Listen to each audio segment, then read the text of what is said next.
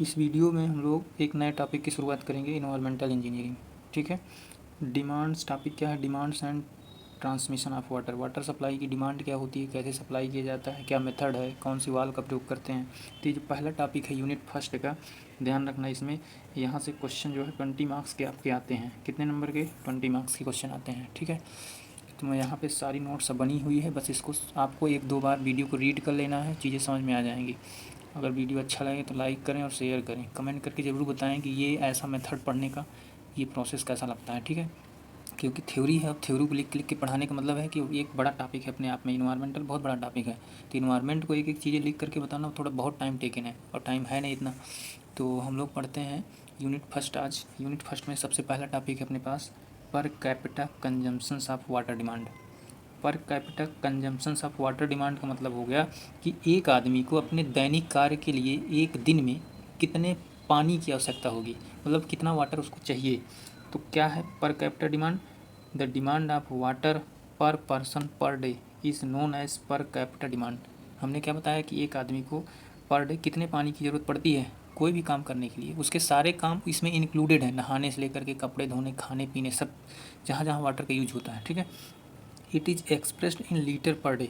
इसको एक्सप्रेस कैसे किया जाता है? लीटर में, अथवा शार्ट में लिखा जाता है LPCD। LPCD का मतलब होता है लीटर पर कैपिटा डिमांड। लीटर पर कैपिटा डिमांड। ठीक है। According to NBC। NBC क्या है? NBC एक कोड है जो कि रिप्रेजेंट करता है इन्वायरमेंटल इंजीनियरिंग के लिए। इन्वायरमेंटल इंजीनियरिंग के लिए NBC नेशनल बिल्डिंग कोड के माध्यम से बताया जाता है फार्मूले क्या हैं और कितने लीटर पानी की आवश्यकता होती है। समय समय बदलता रहता है, ठीक है, कंडीशन के आधार पर। तो अकॉर्डिंग टू NBC क्या कहता है कि टोटल कंजम्पशंस इन ईयर पर कैपिटा कैसे निकालेंगे? Total consumptions in year divide by 365 into total population. यानी कि जितनी पॉपुलेशन है उस शहर के लिए अगर हम पर कैपिटा निकालना चाहें कि कितने लीटर की आवश्यकता होगी एक आदमी को, तो इस फार्मूले से आसानी से निकाल सकते हैं। कैसे? टोटल कंजम्पशंस इन ईयर का मतलब होता है पर कैपिटा डिमांड, यानी कि Q divide by P into 365। Total population हो गया और ये P, और 365 क्या हो गया टोटल 1 ईयर्स में, तो लीटर्स पर डे आ जाएगा। ठीक है। तो Indian towns in requirement of water, domestic purpose के लिए, डोमेस्टिक का मतलब होता है घरेलू उपयोग के लिए, तो 135 litre per capita per day की आवश्यकता पड़ती है। अगर इंडस्ट्रियल एरिया है तो 40 litre per capita per day. अगर पब्लिक यूज का मतलब होता है जैसे वो किसी की प्रॉपर्टी नहीं है, एक तरह से वो आम पब्लिक की प्रॉपर्टी जिसका उपयोग सब लोग कर सकते हैं, तो उसके लिए 25 लीटर। फायर डिमांड, जैसे मान लिया कहीं, अब रोज़ तो आग लगती नहीं है, कभी कभी लगती है, उसके लिए एक्स्ट्रा पानी की आवश्यकता पड़ती है। 15 लीटर हम क्या कर लेते हैं उसमें ऐड कर लेते हैं। लॉसेस, अब लॉसेस भी होता है वाटर का, तो वाटर का लॉसेस कितना हो सकता है? 55 लीटर हो सकता है मैक्सिमम। ठीक है। तो इतना ऐड किया जाता है, ये मिनिमम है, सॉरी मिनिमम ऐड किया जाता है लॉसेस को कि इतने लीटर लॉसेस हो सकता है एक दिन में। ठीक है। वो सब इसी में जुड़ता है। तो टोटल हो गया कितना? 270 litre per capita per day. पर पर्सन है ये, पर पर्सन। ठीक है। तो ये क्वेश्चन इंपॉर्टेंट है, ये क्वेश्चन 2 नंबर पूछा जा सकता है कि what is per capita consumption of water. ठीक। अगला देखो क्वेश्चन, अगला टॉपिक है various type of water demand. हमारे पास कितने प्रकार के वाटर डिमांड है? तो पहला हमने बताया डोमेस्टिक वाटर डिमांड, मतलब घरेलू उपयोग के लिए। अब अकॉर्डिंग टू NBC क्या कहता है? NBC के जो कोड है डोमेस्टिक वाटर डिमांड के लिए वो 1172/1993 है, लेकिन ये कोड रिवाइज हो चुका है। ध्यान रखना इसको, ये कोड शायद 2017 या 16 में रिवाइज हो चुका है, देख लेना एक बार। तो normal condition is 135 litre per capita per day, यानी कि हमें नॉर्मल कंडीशन कितना लगेगा? 135 लीटर। किसमें? डोमेस्टिक डिमांड के लिए 135 लीटर पानी की आवश्यकता होगी हमें। एंड डेवलप कंट्री, जहाँ पे कंट्री डेवलप है वहाँ पे क्या होगा? तो वहाँ पे ध्यान रखना इस बात को, वहाँ पे 350 लीटर। अब डेवलप कंट्री का क्या मतलब है? डेवलप कंट्री का मतलब ये हो गया कि वहाँ पे डोमेस्टिक के साथ साथ sewerage system, pollution control, fire hydrant, मतलब हर एक चीज़ की सुविधाएं हैं। तो वहाँ पे कितना हो जाएगा? 350 लीटर हो जाएगा। ठीक है। Total consumption of water for domestic purpose is 50 to 60%। अगर 100% वाटर की सप्लाई हो रही है तो उसमें से 50 से 60% वाटर कहाँ पे चला जाएगा? डोमेस्टिक पर्पज़ के लिए चला जाएगा, डोमेस्टिक आर यूज। ठीक है। तो पहला टॉपिक हो गया आपके पास डोमेस्टिक। दूसरा टॉपिक है इंडस्ट्रियल पर्पज़।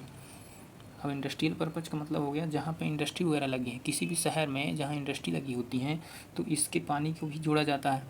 तो पहली चीज़ ये कि industrial purpose the water required for depend upon type of industry, यानी कि डिपेंड करेगा कि कौन सी इंडस्ट्री आपकी है, तो उसी के आधार पर ही पानी तो यूज होगा। लेकिन जो रेंज बनाया गया एनबीसी के आधार पर 50 लीटर से 450 लीटर है, यानी कि मिनिमम 50 लीटर इंडस्ट्री में जोड़ा जाएगा, मैक्सिमम 450 लीटर जोड़ा जाएगा एक दिन में।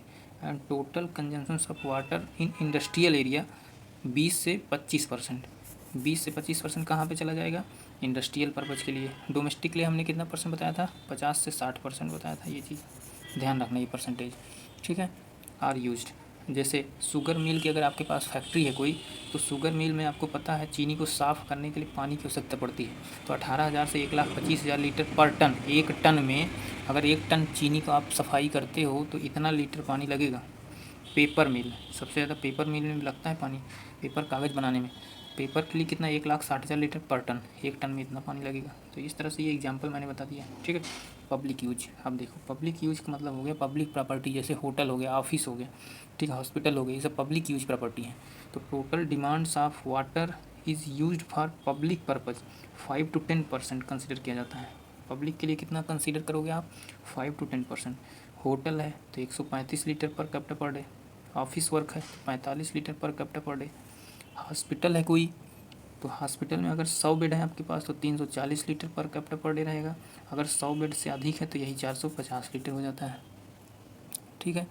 तो ये पब्लिक यूज की कंडीशन हो गई। पब्लिक यूज में और बहुत सारे आते हैं, लेकिन मैंने कुछ ही रिप्रेजेंट किया है। आपको समझ में आना चाहिए कि पब्लिक यूज क्या है। 5 to 10% लगता है वाटर टोटल कंजम्पशन का। टोटल कंजम्पशन मतलब 100% अगर सप्लाई हो रही है, उसमें से 5 to 10% किस में निकल जाएगा? पब्लिक यूज में निकल जाएगा, ठीक है। अब देखो फायर डिमांड, फायर डिमांड में it is generally 1 litre consider किया जाता है। 1 litre per capita per day consider for 50 lakh population. अगर किसी शहर या मोहल्ले में 50 लाख की पॉपुलेशन है तो वहाँ पर फायर डिमांड कितना ले लिया जाएगा? 1 लीटर ले लिया जाएगा, ठीक है। तो आपने कितनी टोटल डिमांड पढ़ा? आपने पढ़ा domestic purpose, industrial purpose, public use, fire demand. तो ये सब बढ़िया से सीरियल से लिख सकते हो। पूछ सकता है कि what is fire demand, what is type of demand. Type of demand में 4-5 चीज़ें दिखा के सारी चीज़ें लिख सकते हैं। फायर डिमांड, अब फायर डिमांड को निकालने के फार्मूले भी हैं कि कैसे पता लगाएंगे कि कितना एग्जैक्ट पानी लगेगा कितनी पॉपुलेशन में, ठीक है। तो अगर हमें पॉपुलेशन पता हो तो हम क्या निकाल सकते हैं? फार्मूले की मदद से फायर डिमांड में कितना पानी लगेगा ये निकाल सकते हैं। तो पहला फार्मूला है बुस्टन्स फार्मूला, 5663 पी। यहाँ पी क्या है? पॉपुलेशन इन 1000 है। पॉपुलेशन इन 1000 में रखेंगे यहाँ पे पी और मल्टीप्लाई कर देंगे तो क्यू की वैल्यू डिस्चार्ज कितना चाहिए निकल जाएगा, ठीक है। कुचलिंग फार्मूला से, कुचिंग फार्मूला 3182 ये जितने फार्मूले मैं बता रहा हूँ ये इंपॉर्टेंट है। क्यों इंपॉर्टेंट? क्योंकि ऑब्जेक्टिव में ही पूछे जाते हैं कभी कभी, ठीक है। तो बुस्टन्स फार्मूला हो गया, कुचलिंग फार्मूला हो गया, 3182 फ्रीमैन्स फार्मूला 1136 p/5 + 10, 1136 p/5 + 10। पी क्या है? पॉपुलेशन है। क्यू बराबर 100 ये जनरली फार्मूला यूज किया जाता है शॉर्ट टर्म के लिए। इसका रिजल्ट एग्जैक्ट आता है, एग्जैक्ट तो नहीं कह सकते लेकिन एक तरह से इक्वेशन सॉल्व करने में आसानी होती है और इस फार्मूले का ज़्यादातर यूज किया जाता है। इसको किसने दिया? एनबीसी कोड के आधार पर ही आया फार्मूला, ठीक है। फायर डिमांड, तो फायर डिमांड के बहुत सारे फार्मूले हैं, 1 2 3 4 5 मैंने बता दिया, ठीक। अब देखो एक क्वेश्चन पूछा जाता है एक एग्जाम में कि फैक्टर अफेक्टिंग पर कैपिटा डिमांड ऑफ वाटर, यानी कि जो पर कैपिटा डिमांड ऑफ वाटर है इसको वो कौन सी चीज़ें हैं जो प्रभावित कर सकती हैं। तो पहली चीज़ क्लाइमेट कंडीशन। एक बात बताओ, जैसे आप यहाँ पे रह रहे हो राजस्थान में, ठीक है, राजस्थान में या मध्य प्रदेश में गर्मी ज़्यादा है और वहीं चले जाओ हिमाचल प्रदेश में तो वहाँ ठंडक ज़्यादा है। तो जहाँ पे गर्मी ज़्यादा होगी तो ज़्यादा पानी यूज करोगे तो पर कैपिटा डिमांड बढ़ जाएगा। जहाँ पे ठंडी होगी वहाँ पे पानी का यूज कम होगा तो पर कैपिटा डिमांड क्या हो जाएगा? घट जाएगा। तो हॉट अगर सीजन है तो बढ़ जाएगा, विंटर सीजन है तो घट जाएगा। क्या क्लाइमेट कंडीशन पर डिपेंड करता है कि नहीं? पर कैपिटा डिमांड बिल्कुल डिपेंड करता है, ये है, ठीक है। इसमें आप 2 लाइन लिख सकते हो, मैंने नहीं रिप्रेजेंट किए लेकिन आप लिख सकते हो।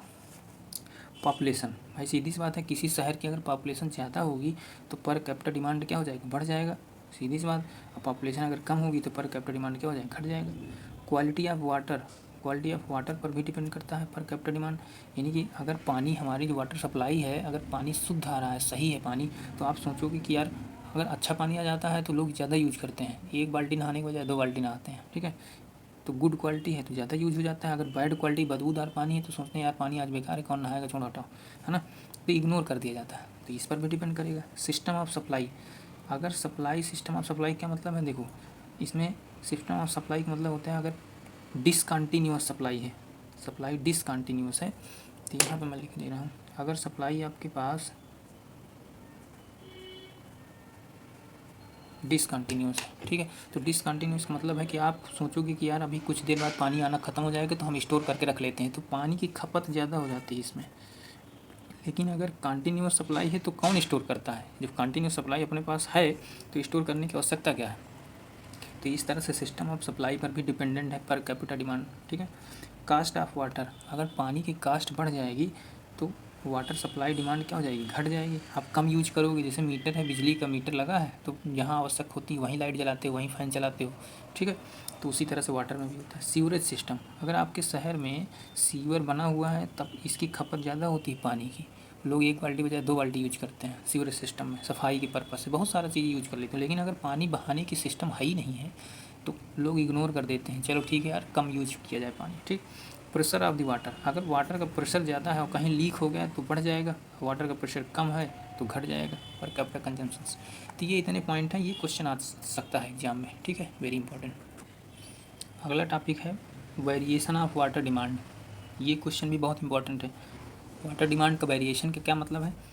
ये कह रहा है कि the supply of water on average demand of 2.5 से 3 times more supply in water that is peak demand. मतलब कहने का कि ध्यान से समझो, जैसे कोई एक ये पाइपलाइन गया है, ठीक, एक ये पाइपलाइन गया है, ठीक है, इधर से यहाँ पे एक बस्ती यहाँ पे बसा है, एक बस्ती यहाँ पे बसा है, सप्लाई इधर से हो रहा है पानी का, ठीक। तो जब इधर से वाटर की सप्लाई हो रही थी इस वाले बस्ती में पानी जल्दी पहुँच जाएगा, लेकिन यहाँ पे पानी क्या होगा, देर से पहुँचेगा। क्यों देर से? क्योंकि पानी की खपत इधर ज़्यादा है तो पानी इधर टर्न हो गया, ठीक है, यहाँ पे कनेक्शन है मान लिया, तो यहाँ पहुँचने में थोड़ा सा क्या होगा, टाइम लगेगा। और टाइम आते आते अगर डिसकंटिन्यूस सप्लाई है तो पता लगा वाटर बंद हो गया, लो ये बस्ती में पानी ही नहीं पहुँचा। तो वेरिएशन ऑफ वाटर डिमांड का मतलब ये है कि अगर इस पाइप का फ्लो 1 लीटर का है तो यहाँ पे पाइप में वाटर की सप्लाई किया जाएगा 2.5 से 3, मतलब कहने का देखो सॉरी, अगर सप्लाई जो है 1 लीटर की आवश्यकता है तो हम सप्लाई करेंगे 2.5 से 3 टाइम्स मोर, ताकि इस बस्ती में भी पानी की सप्लाई हो सके, पानी पहुँच सके। तो यही चीज़ कह रहा है, ठीक है। टाइम डिमांड, टाइम डिमांड का मतलब ये हुआ कि लोग सबसे ज़्यादा पानी कब यूज करते हैं, या तो सुबह में यूज करते हैं, तो सुबह में देखो डिमांड ज़्यादा है, यानी कि सुबह में हमारे पास ग्राफ की वैल्यू यहाँ पे ज़्यादा है, तो सुबह में डिमांड ज़्यादा है वाटर सप्लाई की तो डिमांड बढ़ गया। लेकिन दोपहर में डिमांड घट जाता है, फिर शाम के जैसे 4-5 बजता है तो लोग पानी ज़्यादा यूज करते हैं, ऑफिस से आए नहाए धोए तो फिर डिमांड बढ़ जाता है। तो डिपेंड करता है टाइम और डिमांड पे वेरिएशन ऑफ वाटर, ठीक है। ये ग्राफ जरूर बना देना अगर क्वेश्चन आ जाए। तो वेरिएशन ऑफ वाटर डिमांड किस पर डिपेंड करता है? डिमांड्स पर और टाइम पर, किस टाइम पे कितना पानी यूज होता है। अच्छा, डिमांड्स तो कभी जीरो नहीं होती, क्योंकि कुछ लोग महानुभाव ऐसे हैं कि रात के 2 बजे भी पानी का यूज करते रहते हैं, ठीक है। तो इसलिए डिमांड कभी जीरो मत रखना, कुछ ना कुछ ज़रूर बढ़ा के रखना, ठीक। अब ध्यान से समझो आगे, मैक्सिमम हावरली डिमांड, यानी कि अगर 1 घंटे में आपको डिमांड सप्लाई किसी पाइप में सप्लाई करना है तो कितना आप बढ़ा के सप्लाई करोगे? 150% बढ़ा के करेंगे, मतलब 1.5 टाइम्स। अगर 1 लीटर है तो 1.5 लीटर आप सप्लाई करोगे, एवरेज हावरली डिमांड, इतनी आवश्यकता पड़ती है, ठीक है। अगर मैक्सिमम डेली डिमांड की बात करें तो डेली में कितना बढ़ जाएगा? तो डेली में बढ़ जाएगा 24 आवर्स आ जाएंगे तो 1.8 टाइम्स बढ़ जाएगा। 1.8 टाइम्स का मतलब है 180%, ठीक है, ये बढ़ जाएगा। अगर मैक्सिमम मंथली डिमांड की बात करें तो मंथ में आ जाता है 1.28। अब ये सब डाटा कहाँ का है? ये सब डाटा कोडल है, हमने अपने से नहीं बनाया, ये डाटा कैसा है? कोडल है। तो कोड का प्रोविज़न कहता है कि 1.2528 टाइम्स एवरेज मंथली डिमांड को बढ़ाया जाएगा। सीजनल, अब देखो सीजन के आधार पर भी कभी कभी तय किया जाता है, भाई ठंडी का सीज़न आ गया तो कम कर दो, गर्मी का सीज़न आ गया तो आप बढ़ा दो। तो सीजनल वेरिएशन कितना है? 1.3 टाइम्स है एवरेज एनुअल डिमांड का, ठीक। इसके बाद आपसे अगर पूछ ले कोइंसिडेंट ड्राफ्ट क्या है, तो ध्यान रखना मैक्सिमम डेली डिमांड में फायर डिमांड को ऐड कर दो तो ये दोनों मिला के क्या बनाते हैं? कोइंसिडेंट ड्राफ्ट बनाते हैं, ठीक है। पॉपुलेशन फार का अगला टॉपिक है, ये बड़ा इंपॉर्टेंट है यार, ये टॉपिक को ध्यान रखना। पॉपुलेशन फारकास्टिंग का मतलब हो गया किसी शहर की आपको पॉपुलेशन कैलकुलेट करना है, या किसी जगह की या किसी पर्टिकुलर एरिया की पॉपुलेशन आपको कैलकुलेट करना है तो क्या करना पड़ेगा? पहला मेथड है अरिथमेटिक इंक्रीज मेथड। पहला मेथड ध्यान रखना, ये सारे मेथड आपको पूछे जाएंगे। पहला मेथड है अरिथमेटिक इंक्रीज मेथड, जिसका फार्मूला होता है Pn बराबर P0 plus N x bar. Pn बराबर P0 plus N x bar, where Pn क्या है? पॉपुलेशन डिजाइन पीरियड है, P0 क्या है? प्रेजेंट पॉपुलेशन है। यन क्या है, नंबर ऑफ डिकेट, डिकेट मतलब होता है दशक, कि 2010 में इतना तो 2020 में कितना, तो 2030 में कितना, तो ये डिकेट्स है, दशक। यक्स बार क्या है, एवरेज पॉपुलेशन इंक्रीज पर डिकेट, पर दशक में कितना पॉपुलेशन एवरेज इंक्रीज हुआ, ठीक है।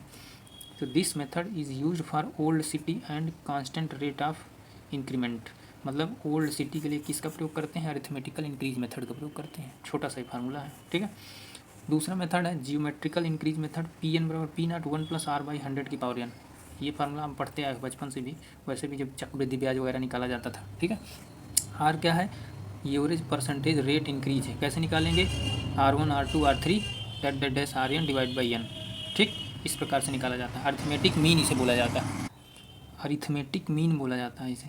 This method is use for large city, developing city and new city. कहाँ पे यूज करते हैं, जहाँ पे सिटी कैसी हो, लार्ज हो, डेवलप हो, वहाँ पे इस मेथड का प्रयोग किया जाता है, ठीक है। तो दो मेथड हमने बताया, अरिथमेटिक इंक्रीज मेथड पहला मेथड हो गया, दूसरा मेथड हो गया geometrical increase method, p n बराबर पी नॉट 1 + r/100, दो मेथड हो गए आपके पास। जो तीसरा मेथड है, ध्यान रखना इस बात को, इंक्रीमेंटल इंक्रीज मेथड। इसका फार्मूला क्या होता है, इंक्रीमेंटल इंक्रीज मेथड का मतलब हो गया कि अर्थमेटिक को भी जोड़ना है और जियोमेट्रिकल को भी जोड़ना है, तो अर्थमेटिक जियोमेट्रिकल को जोड़ करके ये नया फार्मूला बना है। P naught present population, n आप जान ही गए हो, एक्स बार हमने पीछे बता ही दिया, एवरेज इंक्रीमेंटल इंक्रीज, ठीक है, plus N +1 divide by 2 × Y bar. अब एक ये नया टर्म है वाई बार। वाई बार क्या है, इंक्रीमेंटल इंक्रीज इन पॉपुलेशन है, इंक्रीमेंटल इंक्रीज इन पॉपुलेशन है। अभी सारे टर्म मैं एक क्वेश्चन से बताता हूँ कि क्वेश्चन से आपका क्लियर हो जाएगा कि कैसे कैसे निकालना है। चौथा मेथड है अपने पास ग्राफिकल मेथड। देखो ग्राफ से भी बताया जा सकता है, किसके किसके बीच में ग्राफ बनेगा, तो पॉपुलेशन वाई डायरेक्शन में, एक्स डायरेक्शन में ईयर, पॉपुलेशन हमारे पास वाई डायरेक्शन है, एक्स डायरेक्शन है, 0, 1900, 2000, 2001, इस प्रकार से ग्राफ बनाया जाता है और आगे आने वाले ईयर्स में पता लगाया जाता है कि ग्राफ किधर जा रहा है, उसी के आधार पर ग्राफिकल मेथड से पॉपुलेशन फाइंड आउट कर लिया जाता है, ठीक है। तो आपको फाइंड आउट यहाँ पे करने की जरूरत नहीं, एक रिप्रेजेंट ग्राफ बना देना है, अगर एग्जाम में पूछ ले कि type of method of population for costing, ठीक। एक क्वेश्चन एक आता है इससे 10 नंबर का, तो अगर क्वेश्चन कर लो तो यार अच्छी बात है, सॉलिड नंबर मिल जाएगा। पॉपुलेशन, देखो क्वेश्चन क्या कर रहा है, population of a town as obtained from the report, यानी कि ये क्वेश्चन है अपने पास, population for town is obtained from a census report, यानी कि जो भी रिपोर्ट बनाया है किसी बंदे ने, तो क्या कह रहा है, पॉपुलेशन आपको इस रिपोर्ट के आधार पर निकालना है, 2031 की पॉपुलेशन फाइंड आउट करना है। हमारे पास क्वेश्चन में 1971 का दिया है, 1981 का दिया है, 1991 का दिया है, आपको निकाल 2001 का दिया है, आपको निकालना है 2031 में। तो सबसे पहला मेथड चलो यूज कर लेते हैं, ये पहला मेथड था अपने पास, ये मेथड का नाम क्या है, अरिथमेटिकल मेथड। तो अरिथमेटिकल मेथड में पी एन बराबर p naught plus N x bar, p naught क्या था, प्रेजेंट पॉपुलेशन। अब इस टेबल में देख के बताओ प्रेजेंट पॉपुलेशन कौन सी है, लास्ट 2001 की है, इस 2001 के बाद हमें नहीं पता, तो 2001 में कितना है, 42,000, तो 2001 में हमने प्रेजेंट पॉपुलेशन 42,000 रख दिया, ठीक। यन की वैल्यू, अब यन की वैल्यू कितना है, 3 कैसे, 2001 से 2021 में कितने डिकेट्स हैं, दशक, तो 2000, अब देखो इनके बीच में गैप कितना है, 71 से 81, 81 से 91, 91 से 2001, यानी कि 10 साल का गैप है, तो डिकेट्स कितना हो गया, 10 ईयर पे डिकेट्स बन रहा है। तो 2001 से 2031 में कितने डिकेट्स हो गए, 2001 से 11, 11 से 21, 21 से 31, 3 हो गए, तो इसीलिए हमने यहाँ 3 रख दिया। अब यक्स बार देखो कैसे निकालते हैं, यक्स बार जो निकाला जाता है वो निकाला जाता है 25,000, 28,000, 34,000, 42,000, ये हमने निकाला है 25,000, 28,000, 34,000, 42,000, इन दोनों के बीच में डिफरेंस कितना है, 25,000 से 28,000, 3,000, ठीक। 28 से 34 के बीच में डिफरेंस कितना है, 7,000, 34 से 42 के बीच में डिफरेंस कितना है, 8,000। तो इन तीनों को जोड़ दो और टोटल कितने हो गए, 3, 1, 2, 3, 3 से भाग दे दो, जितना आया वही क्या है अपने पास, यक्स बार है, एवरेज यक्स बार, यक्स बार निकल जाएगा। कोई दिक्कत होगी कमेंट करके बताना, मैं बता दूंगा, ठीक है। तो यहाँ पे यक्स बार रख दिए, यहाँ पे 3 रख दिए, देखो कैलकुलेट कर लिए तो पी 2031 में निकल गया आपका कितना, 60,000 पॉपुलेशन बनेगी। यहाँ 42,000 था तो यहाँ पे कितना हो गया, 60,000, इसका मतलब आप प्लस में हो, राइट हो। अगला फार्मूला है इंक्रीमेंटल इंक्रीज मेथड से निकालते हैं, चलो। पी 2031 में हमें निकालना है, प्रेजेंट पॉपुलेशन 42,000, एन की वैल्यू आप फाइंड आउट कर लिए थे 3, आर की वैल्यू हमें नहीं पता। अब देखो आर कैसे निकालते हैं, फाइंड आर। 3000 कहाँ से आया था, इन दोनों का डिफरेंस आया था, किसका, इन दोनों का डिफरेंस आया था 3000 डिवाइड बाई 25,000। 25,000 का मतलब डिफरेंस में जो मिनिमम वैल्यू होती है 25,000 इंटू 100 तो 12%, ठीक है। फिर इन दोनों का डिफरेंस आया था 28,000, 34,000 का डिफरेंस 7,000, तो इन दोनों में मिनिमम कौन है 28,000, तो 7,000 बटे 28,000 गुणे 100 25%। फिर इन दोनों का डिफरेंस में मिनिमम कौन सा है 34,000, तो 8,000 डिवाइड बाई 34,000 इंटू 100 इतना परसेंट। अब ये जो परसेंटेज आया आर, इन सब का यूरेज लेना है, तो इन सब का यूरेज हमने ले लिया, 3 से भाग दे दिया तो इतना परसेंट आ गया, ठीक है। तो 20.176, तो वही हमने रखा है 20.17। इसको आप सॉल्व करोगे तो इतना आ जाएगा। ये क्या है 2031 की पॉपुलेशन है, यानी कि 2031 में इतनी पॉपुलेशन आएगी। किस मेथड से, जियोमेट्रिकल इंक्रीज मेथड से। अब है तीसरा टॉपिक इंक्रीमेंटल इंक्रीज मेथड। अब इंक्रीमेंटल इंक्रीज मेथड से आप निकालो। इंक्रीमेंटल इंक्रीज मेथड में सबसे पहले वाई बार कैसे निकाला जाता है, ध्यान रखना। ये जो इन दोनों का डिफरेंस निकाला 3,000, 7,000, 8,000, अब की बार इन एक्स बार का डिफरेंस निकालेंगे। 3,000 7,000 के बीच में डिफरेंस कितना है 4,000, 7,000 और 8,000 के बीच में डिफरेंस कितना है 1,000। अब इन दोनों को क्या कर लो आप, जोड़ लो, इन दोनों को क्या कर लो आप, जोड़ लो, ठीक है। तो जोड़ने से कितना आएगा 5,000। अब 5,000 का यूरेज निकालेंगे तो कितना आएगा 2,500। तो ये वाई बार ऐसे निकाला जाता है, ठीक है। तो वहीं हमने 2,500 यहाँ पे रखा है। तो पहली बात फार्मूला ये था, पी नॉट पता है, प्रेजेंट पॉपुलेशन, ठीक है।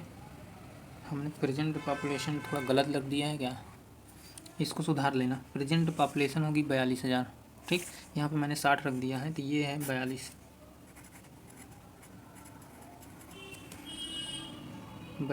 नहीं, हाँ ठीक है, नहीं हमने सही रखा है, 42 नहीं 60 होगा। टोटल हमने ये रखा है इसकी वैल्यू को, ठीक है। तो टोटल वैल्यू 60,000 हो गया इसकी वैल्यू, ठीक। क्यों, क्योंकि P naught plus N x bar ये हमने निकाल चुका है, P naught plus N x bar ये 60,000, तो 60,000 यहाँ पर रख दिए, प्लस 3 एन की वैल्यू है 3 + 1 वाई बार की वैल्यू आपने निकाला, इसको जब जोड़ोगे तो ये आ जाएगा 75,000। ये किस मेथड से आ गया, ये क्वेश्चन देखो आएगा, क्वेश्चन कहेगा कि तीनों मेथड से आपको कैलकुलेशन करना है क्या, पॉपुलेशन, ठीक है। इतनी बात समझ में आ गई। तो बाकी के जो टॉपिक बचे हुए हैं इस यूनिट फर्स्ट में वो हम अगले वीडियो में कवर करेंगे।